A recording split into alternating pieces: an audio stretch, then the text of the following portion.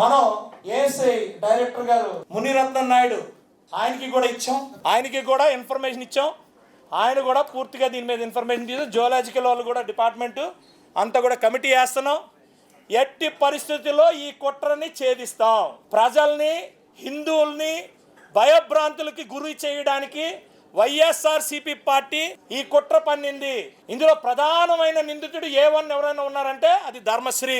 A2, A3, A4 అందరూ కూడా వైఎస్ఆర్సీపీ నాయకులు. వీళ్ళందరి మీద కూడా చర్యలు తీసుకోవాలని చెప్పి మేము డిమాండ్ చేస్తున్నాం. గవర్నమెంట్కి మేము డిమాండ్ చేస్తున్నాం. నిద్ర పట్టకుండా చేశారు హిందువులందరికీ.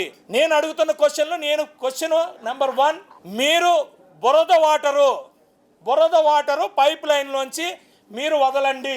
2 కిలోమీటర్స్ తర్వాత అది బురద వాటర్గా వస్తే మేము ఒప్పుకుంటాం. డైరెక్ట్ పైప్ లైన్ నుంచి ఏదైతే క్వాంటిటీ వస్తుందో అదే క్వాంటిటీ రావాలి. ఒప్పుకుంటారా? ఎక్కడి నుంచి వస్తుందో సోర్స్ కూడా తెలియని పరిస్థితుల్లో 2000 మీటర్లు 1900 మీటర్ల తర్వాత అక్కడ ఎక్స్కవేట్ చేస్తే ఇక్కడికి వచ్చిందంటారా? నేను అడుగుతున్నా. అతగాడు మా ఊరు పక్కన గుడికి వాళ్ళ ఎంపీ దగ్గర నుంచి నిధులు తెస్తే నేనే వెల్కమ్ చేసి రాసిచ్చా, చేసుకోండి అని. 2 సంవత్సరాల నుంచి ఎప్పుడు కూడా వాళ్ళని ఎవరిని ఏమి అనలా. కేవలం ఓన్లీ మా అభివృద్ధి మీదే మేము కాన్సన్ట్రేట్ చేసాం. తర్వాత అతగాడు ఏది పడితే అది మాట్లాడినా నేను ఊరుకున్నా.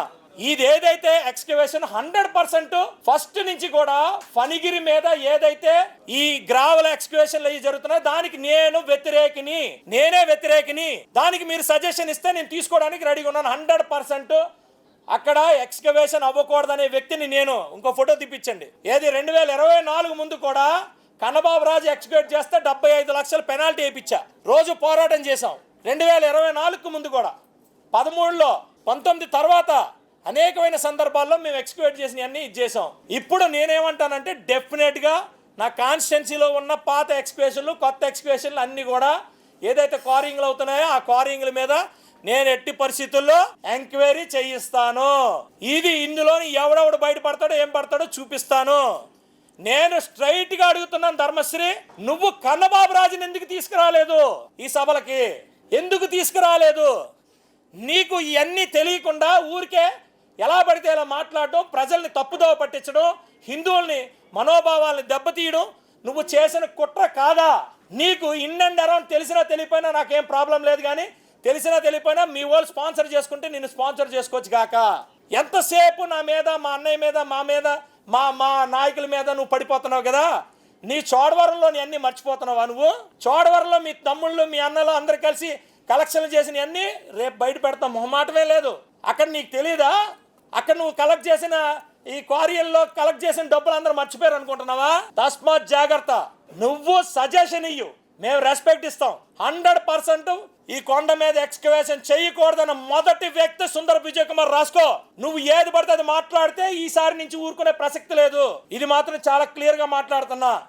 ఇవన్నీ రిపోర్ట్స్ విత్ పేపర్స్ విత్ అన్ని ఇన్ఫర్మేషన్, జీవోలు అన్నీ నా దగ్గర ఉన్నాయి.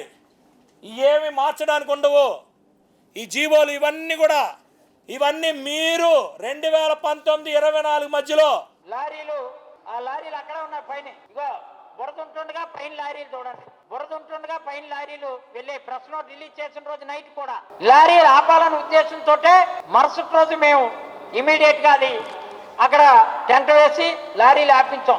లారీలు ఆపిస్తే అక్కడి నుంచి వాళ్ళకి మంట రేగింది. ఇష్టారాజ్యంగా దీనికి ఎలా చేయాలా ఏంటంటే 2 రోజులు రిలే నిరాధ్యక్ష చేసిన తర్వాత మొన్ననే నిన్న ఈ ఆర్కియాలజీ డిపార్ట్మెంట్ కూడా ఒక ప్రెస్ నోటు కలెక్టర్ గారికి లెటర్ పెట్టారు. ఏమని 15/7/26 ఏడి మైన్స్ వాళ్ళు కానీ మేమందరం విజిట్ చేసాం.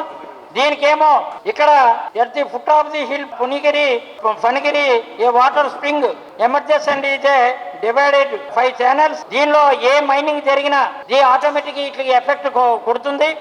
ఈ మైనింగ్ వల్ల ఈ వాటర్ ఆగిపోయే ప్రమాదం ఉంది.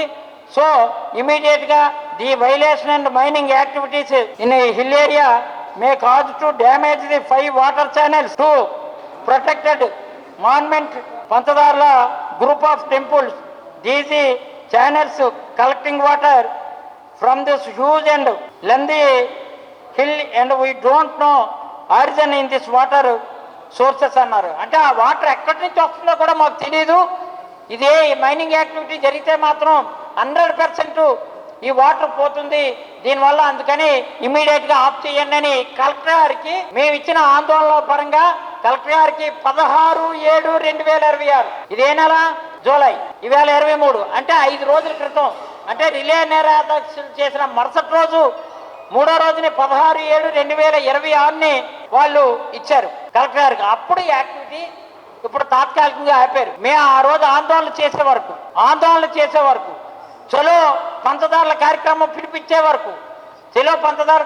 పిలిపించే వరకు కూడా నో మైనింగ్ జోన్ అనేది ఎందుకు గుర్తుకు రాలేదు ఈ ప్రభుత్వానికి?